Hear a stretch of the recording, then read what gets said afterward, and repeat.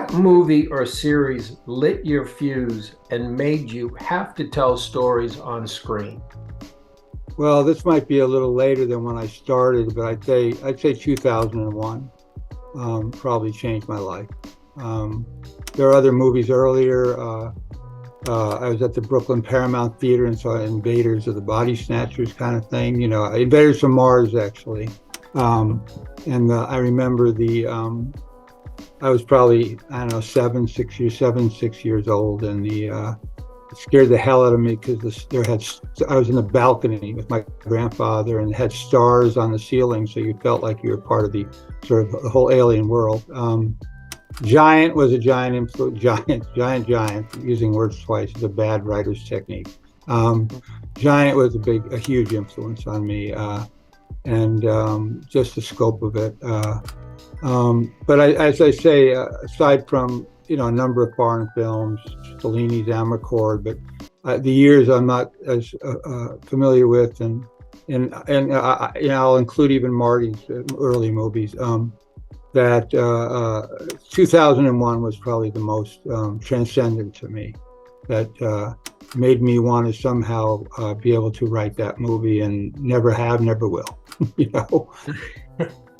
Well, if I could, because that movie, you could break it down in segments, and it certainly seems to be relevant these days with all the discussion of AI and the idea of AI becoming sentient, and then suddenly it is in control. What scenes specifically? Well, I mean, the obvious thing is the transition from the bone to just like in Lawrence of Arabia, from lighting the match to the desert and sun. From the bone to space. I mean, it was just, I will be honest with you, since you like honest people, I think. I was very loaded on LSD. I saw it 3 times with my wife straight through. And I won't tell you who I went with, but 50 years later, I went with a very well-known director who he and I did acid together, and watched it sitting in the exact same seat at the Dome, the Dome in Hollywood. But aside from my sort of psychedelic experience, I saw the movie probably 10, 15 times, and many times completely sober. And it spoke to me, the intelligence of it, the vision of it, and never knowing how prescient it was, 1968, looking at the year 2001, much less 2023. Kubrick was always, one of my, idols. I always wanted to, no matter who, Fellini, Bergman, I mean, I'm not in any class of theirs, but I always felt that was the aspiration, to be the best as possible. I remember Francis Coppola talking about how great movies live within us as if they were still playing on the other side of the moon. And in other words, that's still Fredo is having a relationship with his brother and vice versa. And whatever movies you want to think of are still alive and somehow, they're existing. And that's how I feel about it. They're that close to my soul, I guess. So is 2001 better sober or otherwise? I think it's probably either way. I mean, quite honestly, because I think it's in its own way, which shows the power of film, equally I mean, this is almost a cliche, or at least it's an obvious statement. It's transformative, and it's transportative, if there's such a word. Well, now, as you were finding your voice as a writer, what film did you watch that was so good it made you question, boy, can I play in this sandbox? Oh boy, I mean, that's such a large number of films. I mean, it's like that's like you asking what's the best film ever made or something, or what's your top 10. I don't know if you could do that. I think anything that felt literate or entertaining. I mean, it could be both in some intelligent way. I mean, I wasn't as big on maybe some slapstick kind of stuff. I don't mind that comedy, but it's not my favorite. But I think maybe I mean, I think because I come from, my parents were big readers and everything, and that literature. So I wanted things to be literate. Literature meant a lot to me. So that I was an English major to begin with, and but I think also. I think they taught me, literature did too, of course, but movies taught me the form, you know. I think I've said this before, but I'll just be brave about it. Screenwriting is, I don't think, a great art form. I think it's a great craft, and you can be an incredible artist at it. But I mean, it's, you know, you don't have to finish a sentence. It's dots and dashes. You don't have to do a whole page. There's prose, there's dialogue, so you're not a novel, you're not a play, you're some hybrid of a bastardized version of all this. You know, I remember reading the novel Forrest Gump and seeing the film, which I had already seen, and I thought to myself, this novel is not the movie at all. It was, the movie was just, to me, we watch it every year, basically. What was the biggest challenge in pulling the movie that you and Bob Zemeckis did out of that novel, which was about a lot of things, but it really was, you know, the novel was I don't want to besmirch the man who's gone, who wrote it, but and obviously it's his idea, not mine. It was a little farcical for me. I mean, he was supposed to weigh like 350, 400 pounds, and he went to the moon with an ape or something, you know.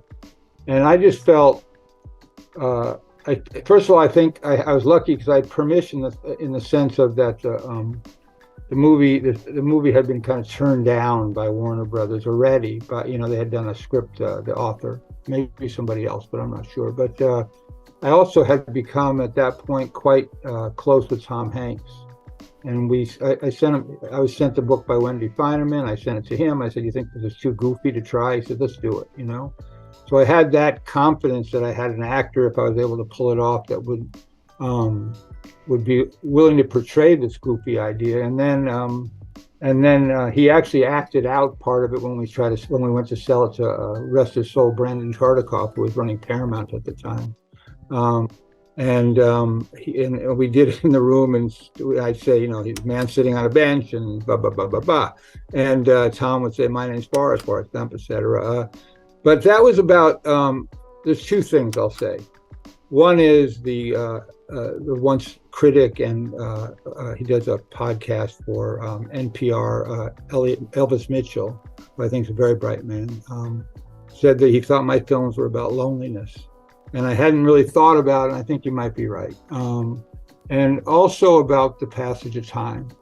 And so that's still been a constant with my work, I think. And it's somewhere in there, you know, about what do we leave behind? What have we left as a marker of who we were, including family, all the things we love. And so Forrest Gump was a reflection of that. It was, I think some of the sense of humor was probably more Bob than me, you know, because he has that kind of cartoon sort of sideways and doesn't mind sticking a stick in people's eyes of all, you know, all kinds of political positions and everything else. And but there is, I think, if I could say I have one strength, I think I can write with some humanity, and that the people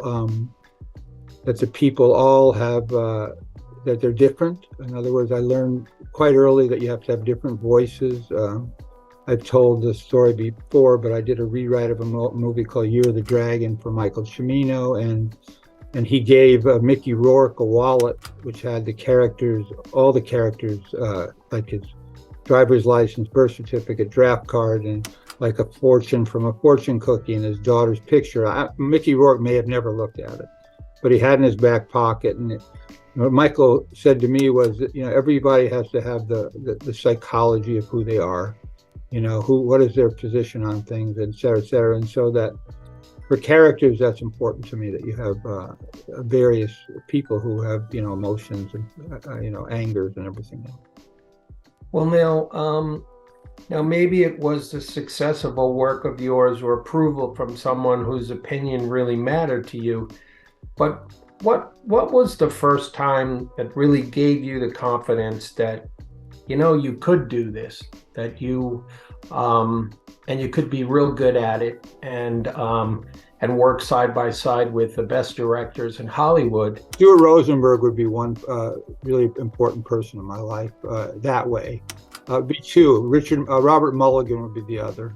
Early on, Stuart, and I was very young. He really trusted me with some work I'd done, and he took me down to Louisiana to rewrite The Drowning Pool with Paul Newman. And I've told the story before, but I showed up in a new pair of corduroys and a new briefcase, and Paul Newman's Lafayette, Louisiana, this tiny little town in the bayou. And Paul Newman said, "Our savior's here." I don't know, I was 20 years old or something, And I said, "I don't think so." But it gave me great confidence then, so I could write for him, and it's actually some of the writing was okay, and so that I always felt that I could do this. And I mean, you're very smart, Michael, because you put your finger on the most important thing: is what's your relationship with the director. I'm trying to think while I'm thinking about that. Who else? Writer named Alvin Sargent was very important to me. Wonderful writer who was kind of my mentor of a kind. Bo Goldman and I were very close friends. He just passed away recently, who did Cuckoo's Nest. And whatever they taught me was part of that, And I always had a little chip on my shoulder. I mean, I don't mind telling people what I think, and have my own point of view. And so that I think that some of self-confidence came from kind of being a tough guy growing up in Brooklyn and this and that. So I thought I could make it okay. And I'll add one more thing, that in that era, I was kind of a hippie. I was equally important. It important to me. I had kids really young, that I could put food on the table and do those things, and roof over our head. And I didn't mind if I drove a taxi cab. I mean, writing sounded like a dream, but it didn't have to be. It wasn't an obsession that way. And so maybe I was lucky that it came to me. Well, you've done a lot of films with directors who fancy themselves as and are great writers. What is the biggest challenge, say, for instance, when you do a movie with somebody like Michael Mann, who's very exacting? He knows exactly what he wants, down to the way the shoelaces are tied. You have your own ideas coming in. What is the biggest challenge of and helping a director like that put their best on the screen? I think, and it's interesting that you asked that question, because I would have given you probably a different answer yesterday, but I was thinking about that today, and I think it's a collaborative nature of that you try to find a way to have a marriage with somebody, and it's, it can be very rocky or it can be a little more placid, but I think my job is to somehow give the best ideas possible that I have to the director, as to how as we call it, the ship might sail, the architecture of that boat. And they can disagree and change some of the architecture, but they still have to take it on the journey. And then I think you can be a part of that journey, or you don't have to be. So that with Marty, like I literally walked in the room and I said, let's share screenplay credit on this, on Killers of the Flower Moon. I had already written a draft, but I felt, you know what, let's have I think he's such a wonderful filmmaker, such an imaginative, wonderful man. And right away we felt like family, and that, I did so much work, he did so much work. And in other words, the end is this amalgam of a wonderful movie that he ended up visualizing, with I think whatever I could add, whatever I added to that. And I think that's true of almost all the movies. And the reason I say this is, I'll give you a true story. So I've had this great weekend with Killers of the Flower Moon, right? Now I turned the script in like last Monday to a particularly big time director, and he wrote me a note, which I could tell he wasn't as wild about the script as I was, right? And he came over this morning and we embraced and we talked about it, and we worked out a way where we think we're going to make it right. But I realized, number one, that you're only as good as you were yesterday. You know what I'm saying? What have you done for me lately?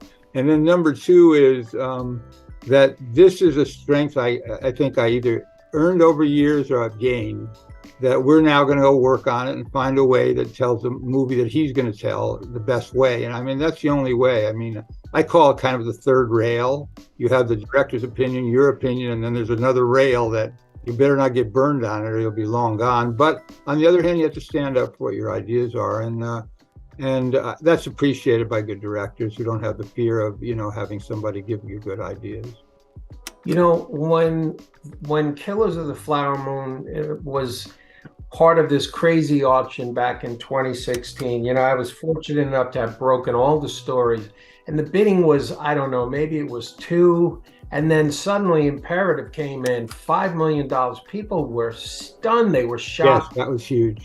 But we had also heard that you were kind of orbiting, and that the feeling was, hey, if you get this book, you could have Eric Roth adapting it, which is like, okay, so we're going to have a movie here.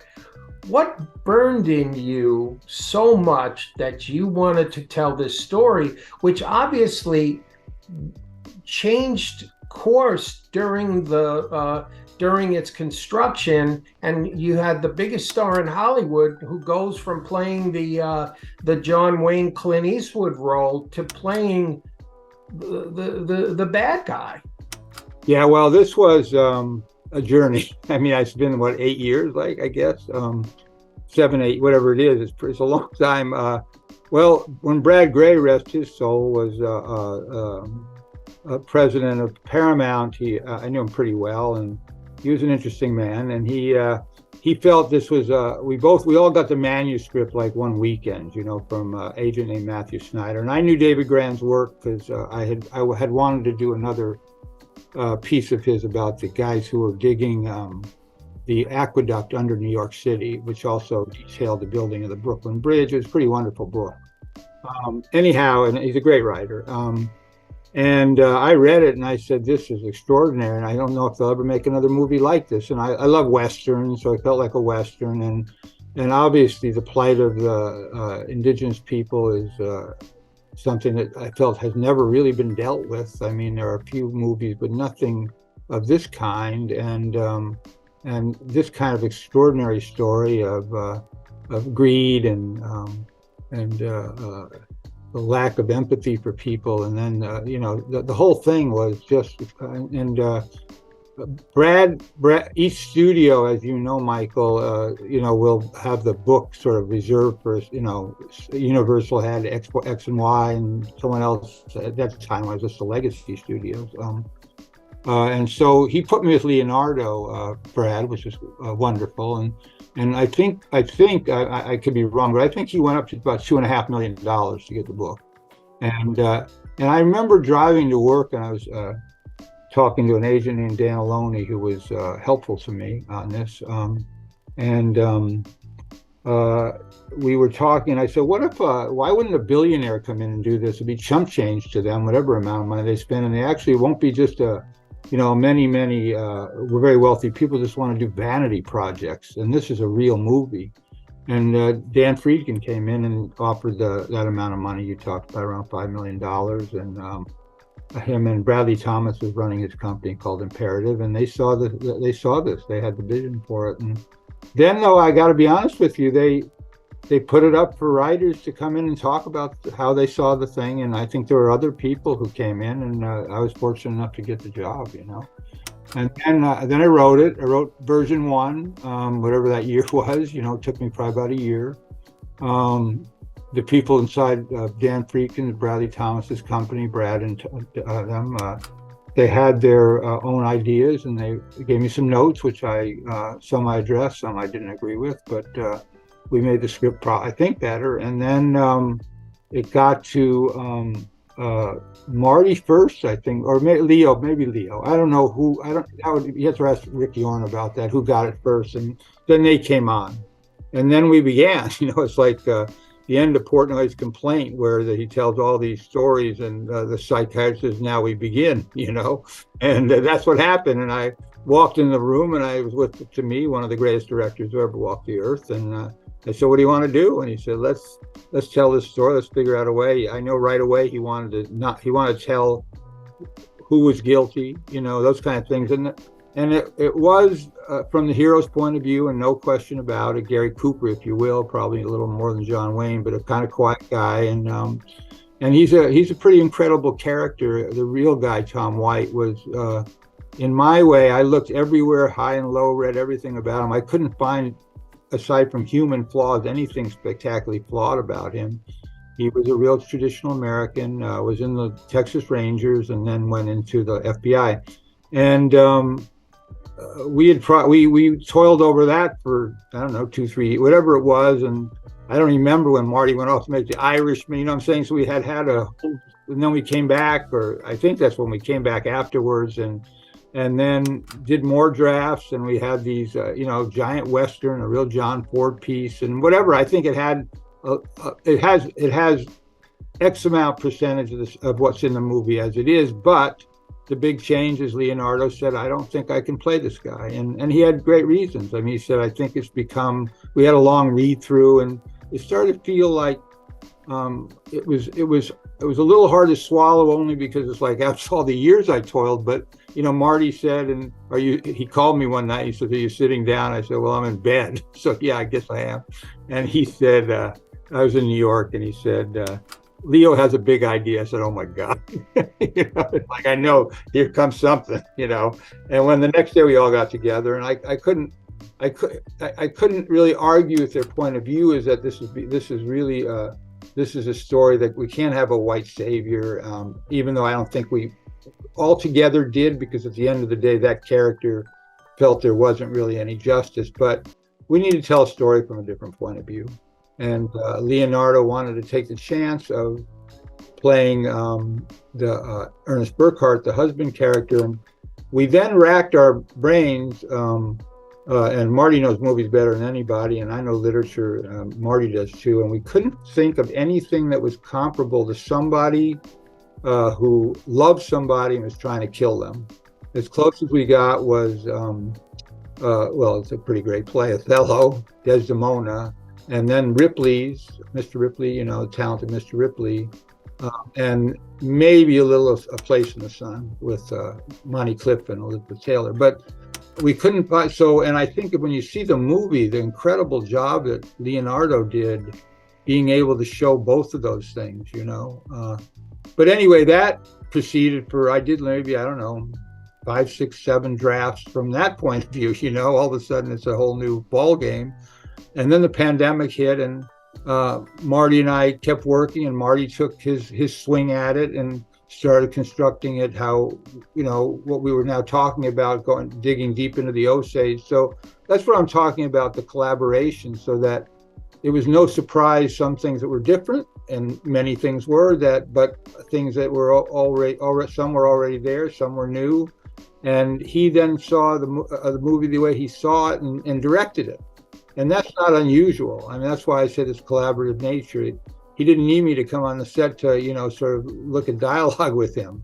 They knew this movie, and so it's a pure collaboration with Marty and I. I think Robert De Niro was certainly an influence. As you all were trying to figure out the story to tell. I gotta say, of all the movies that you've done, I feel like the movie you made with him that he directed, The Good Shepherd, might be my favorite. Give me your... You think that's your favorite of all the movies I've done, or just the movies? Yeah, okay. Well, that's nice. No, I love that. I mean, that's a pretty high bar. It is. You know what? I wish. And it's funny because I did a panel with Bob for the 100th anniversary. I think it was that's what it was, of Universal. And I told him, I said, I could have done with another hour of that movie. And he looked at me and he said, well, you should tell that to Universal, because we had another hour. Yeah, we did. Yeah, they were cut.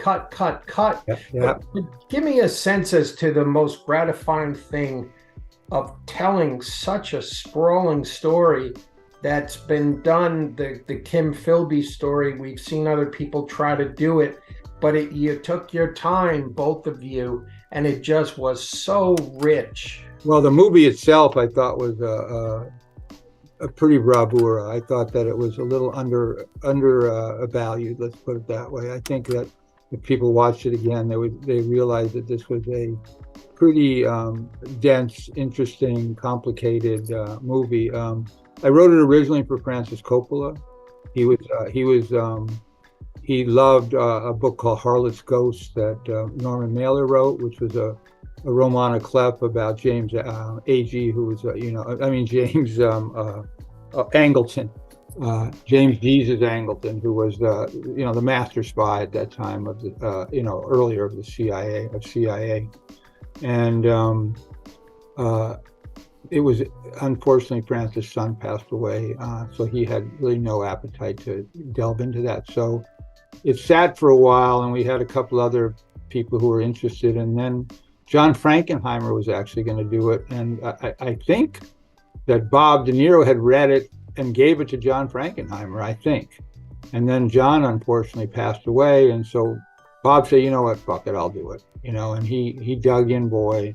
He was like incredible. And it's a very complicated script. It's, I think, as good as anything I've written. I think Bob realized the script. Bob Richardson did a great job filming, and he had incredible actors. Matt Damon was just wonderful. And oh yeah, Eddie Redmayne. Eddie Redmayne's like first American movie, I think. And I remember a scene where he literally had to say yes or no. Basically, I think that was it. And it's a very important scene to the movie. And his father, who had been having a secret conversation outside a window where Eddie was supposed to be, who plays his son, Matt Damon's son, and he comes in and realized that the kid had been in the bathtub and could hear the whole conversation. And he asked him, "Did you hear what I said or not?" And now, so Eddie Redmayne looked around the room and saw Bob De Niro, Matt Damon, I don't know who else was in the scene. I'm making it up. William Hurt. I don't remember. All these actors are there, and he went up. He couldn't remember yes or fucking no. You know what I'm saying? And he stressed 4 or 5 times though. You know what I'm saying? It was kind of wonderful, but it was like, oh my God, the pressure on this kid. That's great. Now the other one that I liked it when I saw it, and then my opinion kind of evolved. And that was Munich. Now, that was a movie that, when I first saw it, I thought that Steven tried to give a little too much. Now, how can I say? He tried to humanize those terrorists in a way. And then as I watched it, and I've seen it, I don't know, 15, 20 times, I just can't get enough of it. It speaks to me, and I can't even tell you exactly why. Well, it was a complicated job. Honestly, a complicated job for me. There had been a script originally by David Peoples, one of our great writers, who wrote, The Unforgiven, so I could come in to do the next version, and I don't remember anymore what they felt was lacking and what David did. I thought he did a pretty good script, and he and his wife Janice. And Kathy Kennedy brought me in after we had done Benjamin Button together, and she's a pretty smart cookie and a smart human being, this person, and she thought I would do a good job of this. And there's a producer named Barry Mandel who was on it, who was very smart, and so Steven and I dug in, and the interesting thing about the movie, aside from, because I think the movie's great, by the way, is that I try to, I don't know how to say this, but I had to try to have the conversation with Steven was about, you want this to be drama in the sense of Battle of Algiers or something, or is it going to be some genre things? Because there's a mixture of stuff like that you have to kind of decide before you go into telling a story. And Steven, I think, did both. So you have the pure human drama of this guy, and what does it feel like to kill people, and all the incredible tension that Steven built up, and then this larger conversation, which is part of our world, unfortunately, today. It was a very emotional assignment for me, because I am a big believer in Israel, and being I think, a good Jewish person. And so one day I'd write it and I'd go, well, they kill these guys and then 6 other guys are going to show up in their place, right? So what's going to be about that? It's like a hydra. On the other hand, then, I'd read about or know about how they'd bomb a bus with school children, and I said, well, then, yeah, F all of them, kill all of them. That's how I felt, But I think in the long run, what you say is that the humanity of it has to come through. And I tried to, as best I could, do that. You ended up with this vision that Stephen had, which is, I think, a really important movie.